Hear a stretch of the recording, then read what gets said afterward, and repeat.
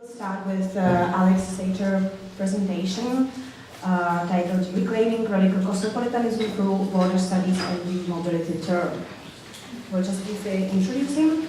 Alex Sater is Associate Professor of Philosophy and University Studies at Portland State University, and in his research he focuses on political theory and ethics of migration.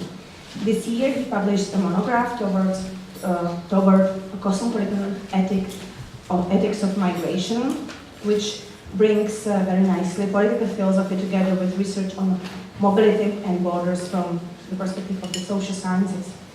The major goal of this monograph is to expose the cognitive bias of methodological nationalism and to propose alternative categories and sites for thinking about migration and justice. He also edited a volume recently, The Ethics of and Politics of Migration, Core Issues and Emerging Trends. And now the floor is yours. Great. Well, thank you so much to Zuzana and all of the organizers for this amazing conference. And it's a real pleasure to be here. And I'm going to be the, I guess, the political theory, the global justice part of the conference, which I hope goes well after the wonderful presentations from the morning, because part of what I see as seen as my work in recent years is bringing innovations from the social sciences, from scholars like Dr. De Genova and Dr. Chaglar, to political theory. And sometimes people say that political theorists and political philosophers, and I'm not quite sure what the difference between the two of them is, are about 10 years behind the social sciences. And in some ways I see myself as trying to help my own colleagues catch up. The other thing, and this is really what I want to try to do with today's talk, I realize I need to slow down a little bit, is I want to kind of explore my own disillusionment with largely liberal cosmopolitan theory from the early 1990s, and then I want to try to bring a little bit of hope, or at least some ways of thinking about a more adequate cosmopolitanism. And when we talk about these topics, it's often a very, and rightly so, a very grim discussion. And I want to sort of imagine, or at least give some inkling of how to imagine moving forward on issues like migration. So without further ado, I'm going to give a very canned set of generalizations about cosmopolitan theory, and I'm sure those of you who are versed in these areas can think of exceptions, but hopefully it won't be a huge misrepresentation. And my story starts around 1994. There was a book by very well-respected political philosopher Martin Nussbaum, and it was actually the book was preceded by an essay in the Boston Review. And the essay, to go back one more step, was a response to an essay by Richard Rorty called Achieving Our Country. And Martin Nussbaum came back and she wrote a short essay defending cosmopolitanism. And it caused a splash. James Ingram called it a fin de cycle renaissance there. And looking back, the response to her essay was kind of surprising. Because in a lot of ways it was a very conservative essay.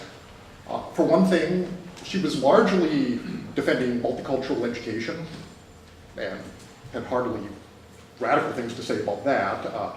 Michael Walzer wrote a response, and Michael Walzer said, you know, I sort of agree with you, but I don't believe in world citizenship. She invoked the idea of world citizenship, but it was largely a metaphor. And I think a lot of her critics actually had to actively misread her text to find something to be upset about. And you know, her cosmopolitanism invoked Heracles' circles, and I couldn't find a version of Heracles' circle with gender-neutral language. So we have, you know, this kind of expanding circle where the self is in the middle, and we go to family, then fellow citizens, maybe fellow city dwellers, countrymen, and then humanity at the end. And the idea is that, yeah, we have moral obligations to all of these people, but that's not a particularly radical idea. So what Nussbaum was doing sorry, she was offering a version of what's sometimes called moral cosmopolitanism. And political philosophers quickly made a distinction between moral and political cosmopolitanism. Political cosmopolitanism actually means you have to say something about cosmopolitan institutions. And that's controversial. Moral cosmopolitanism, as far as I can tell, reduces to a view about moral equality. And it's the view that you can only treat people differently if there is a morally relevant difference. And that's the emphasis. What is a morally relevant difference? Well, then the debate between moral cosmopolitans became, what exactly is the morally relevant difference? And then there was a debate by nationalists who said, yeah, we have moral obligations to everybody, but we can give special priority to compatriots. And some cosmopolitans who said, well, you can't really favor compatriots too much. And within philosophy, this was largely carried out in discussions about distributive justice. And often in a very, very abstract and sometimes a very kind of condescending way. You know, what should the rich, powerful countries of the world do for all these other poor countries that somehow haven't done as well? I don't think that's too terrible a misrepresentation of what went on. And there were a lot of problems with moral cosmopolitanism. I'll just say a few, at least, that I consider problems. The first problem is that it's really kind of a nondescript view. In fact, if you reduce moral cosmopolitanism to some view of moral equality, you may just be describing, the necessary conditions for any moral theory. I mean, or any reasonable moral theory. I mean, some people are racist, some people are, really hardcore nationalists. But to the extent that we want to say that you could base a reasonable moral theory on those kind of ugly doctrines, just isn't that plausible. So, if your cosmopolitanism is just to say that I'm committed to some sort of moral theory, not very exciting. But beyond that, it's an indeterminate. So what is the relationship between moral cosmopolitanism and any given set of institutions? You could probably rule out some institutions, like racist institutions, for example. But beyond that, in terms of actually saying something positive, moral cosmopolitanism really doesn't give a lot of guidance. Beyond that, there was a real focus on distribution, especially among political philosophers. And political philosophers like distribution because you can talk about distributing resources without actually having to do a lot of work to figure out how the world actually functions. And often it's this idea that you have the static pool of resources, some have more, some have less, and maybe the people with more have to give some to the people who have less. And this ignores how structural injustice, power, hierarchy, all these transnational social processes don't simply neutrally distribute resources, but do so systematically in the favor of powerful actors. And so there was really a focus on distribution without talking about structural injustice or without talking about domination. So that was a problem. And then the last problem is that often, what sounds like universalism is actually a form of imperialism in disguise. And we don't have to go, we have a few hundred years of supposedly universal human rights, moral cosmopolitan language that's been used to go and basically justify imperialistic or colonialistic or so on and so forth, a project. So these are all sort of problems with moral cosmopolitanism. And what happened in political philosophy is eventually everybody seemed to agree that they were all cosmopolitans. And it was kind of a reductio ad absurdum. So David Miller was able to appropriate cosmopolitanism, what he called weak cosmopolitanism, for the nationalists. David Miller is most famous for his defense of what he calls liberal nationalism. John Rawls, he didn't use the word, I believe, cosmopolitan in the Law of Peoples, but he follows the basic guidelines. And again, he argued for, very kind of sneakily, he calls nation states peoples rather than nation states. But this is sort of the problem. If your cosmopolitanism eventually ends up being in support of the nation state, something's gone wrong. And we could talk about this, but my own view is you are not possibly going to get anything that represents or resembles global justice if your dominant institution is the nation state. You have to be a political philosopher who just doesn't know that much about the world or history to do that. So, luckily I'm not one of my colleagues, so I can say that. So, where to go? Well, what about political cosmopolitanism? And this seems a little bit more promising. The problem is a lot of the concrete proposals for political cosmopolitanism still use the nation state as the dominant category. So you get an idea of some sort of federation of nation states. Maybe the European Union, maybe something like the United States, thinking about the individual states. Okay. Or maybe you get the world state, which just seems to be a very large nation state. So these two seem to take the nation state as the model for thinking about the political. And that's a very impoverished way of thinking about the political, I think. Cosmopolitan democracy, that's a little bit more helpful. There were some more sophisticated proposals of what that looks at. But, and again, we can have a conversation about this, but I haven't been convinced by the proposals I've seen. And I think this is the problem. Before moving forward, we actually have to take a step back. So to think about what is a viable, what is a desirable political cosmopolitanism, you have to deconstruct cosmopolitanism. You have to look at a lot of the assumptions that govern the conceptual categories that we bring to these debates. And that's sort of what I want to do in the next stage. So my first stage was kind of setting up this narrative.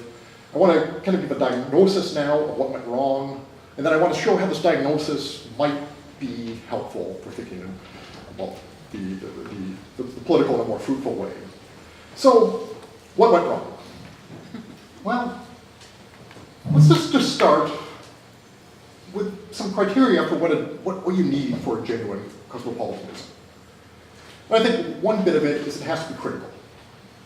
So you need to scrutinize the assumptions behind any proposed cosmopolitanism.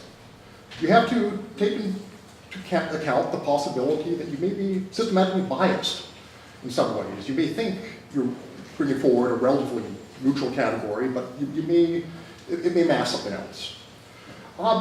Second, I think cosmopolitanism needs to be just constructive. Academics, scholars, philosophers love this idea of kind of working from the top down. We prescribe. And I think there are enormous epistemic obstacles. The world is an enormously complex, pretty awful place in a lot of ways, and nobody really knows what those institutions we need to move forward. People have proposals, some smart ones, some not, but there's still progressive politics faces all sorts of unknowns. And we have to take that into account. It's going to have to be something, at least I think it's going to have to be something that comes more from the bottom up. And part of that is we have to ask, who are the cosmopolitan agents? And I'll say a couple things there. I think migrants can give us insight into what this construction might begin to look like. And then the last point is we need to reconcile the local and the universal. Politics takes place in particular places, not necessarily the way we think.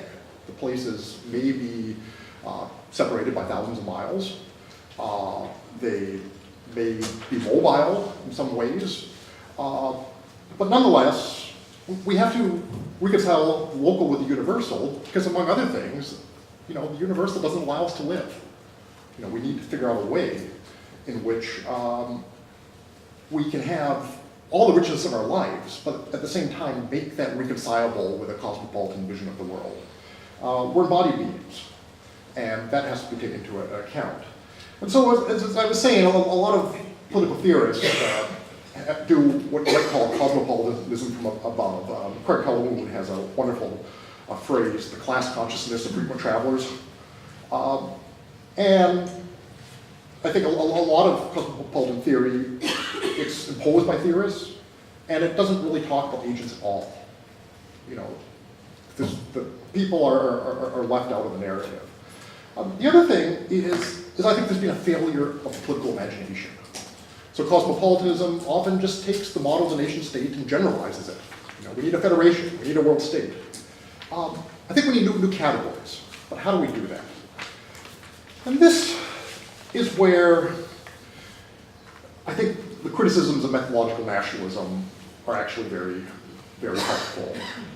And I know this literature is more familiar to some of you than it is to me. I'm an interloper from political theory, but what I take for what I understand as methodological nationalism is it's a set of cognitive biases that occurs in different ways in different disciplines, different contexts. But some of the major ones, there's a view of sovereignty. And you can see I have the cover from Thomas Hobbes' Leviathan. There's the idea of the nation state where the sovereign is a monopoly on coercion. It's a unified authority, has authority over the territory, it is able to control the borders. This has always been, Stephen Krasner has a phrase, sovereignty is organized hypocrisy. It's always kind of been nonsense. But methodological nationalists like to pretend it's not. And so they oppose a view of sovereignty on the nation state that's never really entirely existed, but is the norm. It's what we're supposed to aspire to. And then there's a view of membership. And the idea for membership is everybody belongs to one and only one community. Immigrants under methodological nationalism, they don't really exist. Or if they do exist, they exist vis-a-vis the view of the model member, the citizen. So you have the language of integration or assimilation. And John Rawls, probably the major 20th century, at least the English language, of a political philosopher, he theorized, starting with the idea of a society in which you enter by birth and exit by death. And that's not very useful for describing the real world. So there's a view of membership. There's a view of borders. We heard about sort of the container model of the state in which the political, economic, the social, cultural all end at the national border. Again, this is nonsense, but it's still, it's a normative conception rather than, I think, a descriptive one, and it's considered to be an ideal in a lot of ways. And then there's a view about mobility, where mobility sometimes is invisible. So people don't seem to see internal migration, for the most part, as migration or mobility. And beyond that, it's pathological. So whenever there's mobility, the claim is something's gone wrong. Why are people leaving? And then you get these discourses, and you get a lot of this in Europe. If we give development aid over to these countries and fix their problems, people are going to stop moving. No, they're not. I mean, we know that. Mobility is part of the human condition, but under methodological nationalism, it's pathologized. And so these are all kind of assumptions that are brought to political theory, and including to cosmopolitan political theory. And I presented this kind of stuff to political theorists, and a lot of them say to me immediately, I'm not a nationalist, I'm a cosmopolitan. And then I have to try to explain how a cosmopolitan can be guilty of methodological nationalism. So I think the criticisms of methodological nationalism are extremely useful for deconstructing a lot of the categories that govern our political philosophy. The other area, and again, we heard some really interesting things in the morning, comes from border studies. And the question of what is a border is actually an extraordinarily difficult one to answer. And this obviously are the prototypes for Trump's, big beautiful wall, or so on and so forth. And if you know anything about borders, this is political theater. It's a spectacle, not a real attempt to do anything to migration, but that aside. There's this really fascinating literature just trying to theorize borders. And what we learn is borders are multiple. They're overlapping, they're complex. They're not always necessarily connected. They're not always in discrete territories. They're productive. Again, we heard about this a lot this morning. They produce illegality. One of the things a lot of theorists have pointed out is that the status of migrants is something that's actively constructed. Something that states create. Even the status of immigrant. To be an immigrant is to have a state impose a particular label on you. To be, and horrible term, but a legal immigrant is have the state decide that your presence is illegal. So they produce illegality, they maintain hierarchy, they facilitate domination. When we actually look at borders, we find out that all borders are porous. Often they're porous in ways that discriminate between different groups of people. So some people pass through them like they don't even exist. Some people find their lives determined in very terrible ways by them. And I think most important from the perspective of political theory is they're contingent. They're not natural. They're social constructions that are a product of particular social, political, economic, etc. forces that haven't existed indefinitely, and so they can be changed. And they're continually, they have to be reaffirmed. It takes a lot of energy to maintain a border. And there's always the possibility of reconstructing them or doing away with them altogether. So these two types of insights, one insight is how methodological nationalism has affected our categories for thinking about the political, thinking about the cosmopolitan. And then the other set of insights is the multiplicity of borders, the many, many types, and the possibilities that they could be otherwise. And I think these help sort of clear the ground to think, well, maybe there's a possibility of other types of political institutions that aren't simply modeled around the state. And what I want to do, the last part of this presentation, is I want to give 5, I think, increasingly kind of radical suggestions. And hopefully this will be helpful. So, ways forward. I think one of the first things we should do is we should take seriously the figure of the migrant. And then I think the migrant in some ways is the central cosmopolitan agent. Because migrants necessarily, insofar as they're migrants, resist national narratives. And just the very, very basic point is listening to migrant voices. And again, as I say, a lot of political theory, it removes all of the agents. You have a structure that's imposed, and the people that are supposed to live under these structures are ignored. So this is from the sans-papiers movement in France, which in some cases have been successful in actually getting full membership to the French state. So migrant voices are important.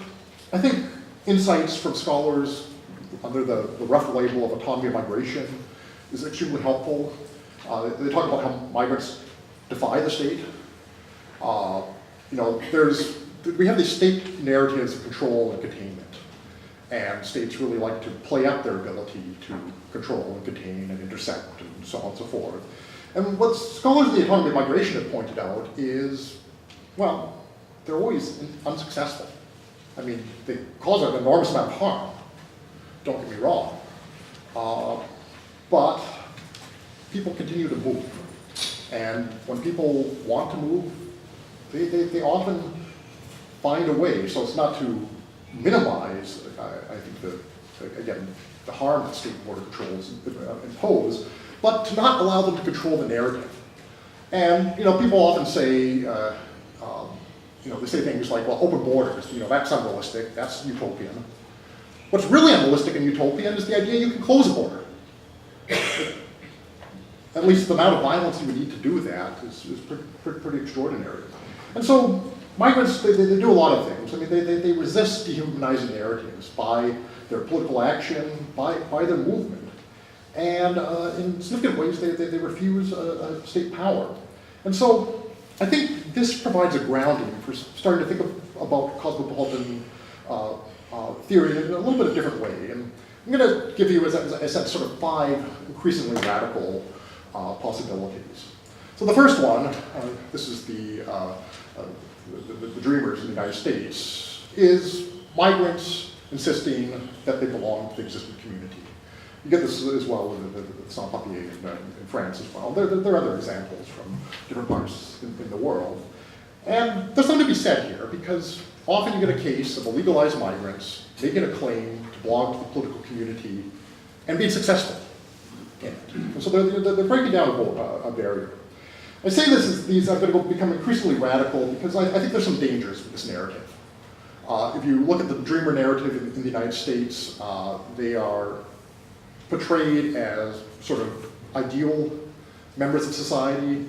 You know, they're law-abiding, they serve in the military, they go to college, they came as children, and they're a very sympathetic population. And again, by all means, I think it would be wonderful if there were some sort of process to give them full membership. But there's the worry that one, it's kind of conservative. It's a very small subset of migrants that are included. And then always with the good migrant, there's the specter of the criminal migrant behind it. And there's a real worry about these types of narratives. So what about a little bit more radical? So get a number of proposals of what you might call jus domicile. And you know, as we know, usually there are three ways to get full membership or citizenship. There's jus sanguinis from your parents, jus solis from being born on the territory, or some form of naturalization. Jus domicile is like the idea that social membership should be attached to residence. And I think there's a conservative and there's a more radical version of this. The conservative version, probably best put forward by Joseph Cairns in The Ethics of Immigration. He argues for a social membership account of immigration. And his account is basically that after a period of time, people acquire social membership, and they should be extended the rights of legal membership. And he says, you know, maybe around 5 years, give or take a few years, there ought to be an automatic process in which people get their status legalized. Again, that would be progress. You can also couple jus domicile to a more radical open borders view. So what membership would be more like moving from, let's take the United States. So I live in Oregon, you know, Washington's next door. If I move from Oregon to Washington, I have a short period to wait, and then I can get full membership in the state of Washington. So an open borders view would be you arrive in a territory, there'd be a very short period in which you establish residence, and then your residence, your membership and your political rights would be attached to where you actually live. So these are, I think, some possibilities. Notice though that these are both conservative because they leave the nation state as is, still very much within the scope of the nation state. Well, what else? Well, there's certain views of urban citizenship, and again, we heard some really fascinating stuff about this morning. So thinking about relocating the political, not from the nation state, but to the city, which is a political community. It's often not discussed as such in political theory.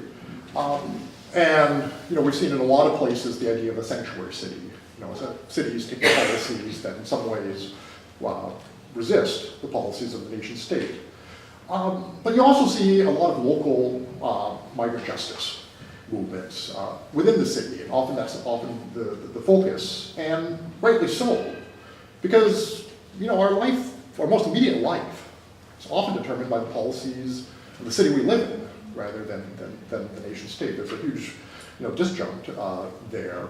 And so thinking about how the political takes place in the city, but also there's really interesting proposals, some of which have actually been realized for non-citizen voting, especially at the city level. And again, it makes a lot of sense because local policies have enormous effects on people's lives. Think about school boards. And the fact that a lot of cities around the world have 20, 30, 40, 50% of the population are non-citizens. And so there have been some, I think, powerful movements for non-citizen voting. And then, even a little bit more radically, you can think of the city as a site for transnational struggle. Capital has to land somewhere. It doesn't just vote freely. And the city is, I think, a very useful place of seeing ways in which people are connected across vast territories. And one of the real difficulties of local politics is politics is never solely local. There's just no such thing. I mean, we're always connected by transnational, supranational, national, maybe even global political, social, economic processes. And political struggle, has to make these connections and has to think about the complex ways in which a place is constructed. So I think that there's some real opportunities for thinking about possible ways of reordering the political around the city. And that brings me my fourth, possibly more radical, which is, thinking about how to model political institutions around actual communities. So we have transnational communities, we have networks, we have examples, for example, hometown associations where people over vast stretches of territory play a shared role in self-government. And this could be combined with different types of multiple citizenship, different types of local political representation. And I don't know exactly what this looks like, but I think there are possibilities there. And if you look at that map, this is, I think, related. This is in the United States. A lot of Native American groups have real issues with the existing and proposed border wall because the border wall is built across their ancestral territories. So the Tohono O'odham have enormous territory, and now they used to cross, well, be a few minutes to cross from the United States and Mexico. Now they have to drive a couple hours to get around the border wall. And so other possibilities is thinking about the actual communities we have. And the actual communities we have are transnational in lots of different ways. The last thing I want to say here is, and this will get me to my last point, is trying to deterritorialize politics. So think about politics for people rather than places. I mean, people have to be somewhere. That's true enough. But at the same time, a lot of our memberships, a lot of our groups are not linked to any particular territory. Think about the many different types of memberships you have. I'm guessing some of you have transnational families. I'm sure about that. I'm sure some of you belong to organizations that cross multiple borders.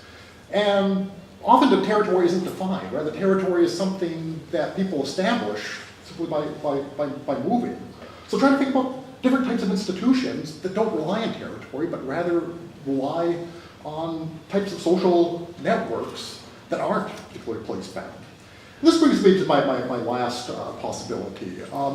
And again, a lot of this comes from the scholars working on the rubric of autonomy of migration, but it's this idea of sort of the mobile commons. And what we find is, when we talk about migration, if you follow, I'm sure you all follow the news, I mean, it becomes enormously depressing. You see an enormous amount of violence imposed on people. You see an enormous amount of suffering. You see abusive state policies that, well, lead to, thousands of people dying, every year in completely unnecessary ways. But when you look at migrants, there's all of these negative aspects. I don't want to downplay that for a minute. But there's also a lot of solidarity. There's an ethic of care. There's information sharing. There's mutual aid. And this is partly for survival. And that's something we tend to forget. We forget how much solidarity is provided, not only by migrants, but people who don't consider themselves migrants, to migrants. We're getting to the point where this is increasingly persecuted by states, helping migrants in different ways. But see, you see all of these aspects, and this gets ignored. And we also see how information is created, shared. So arguably there's a commons, or there's a community. It's a community that's porous, it's flexible, it's not bound to any particular place, but nonetheless, it is a community. And just to step back, a lot of our communities are like that. Again, all borders are porous, and all membership is flexible in certain ways. That has to be because human beings, human societies, need that type of flexibility to adapt to our circumstances. So maybe there's possibilities of cosmopolitan political organization that isn't attached to any place at all. So these are kind of 5 possibilities. And so the hope, what I've tried to do here, is I've tried to show maybe a different set of ways of thinking about cosmopolitanism. And thank you for listening to me, and I look forward to the commentary and any questions you have.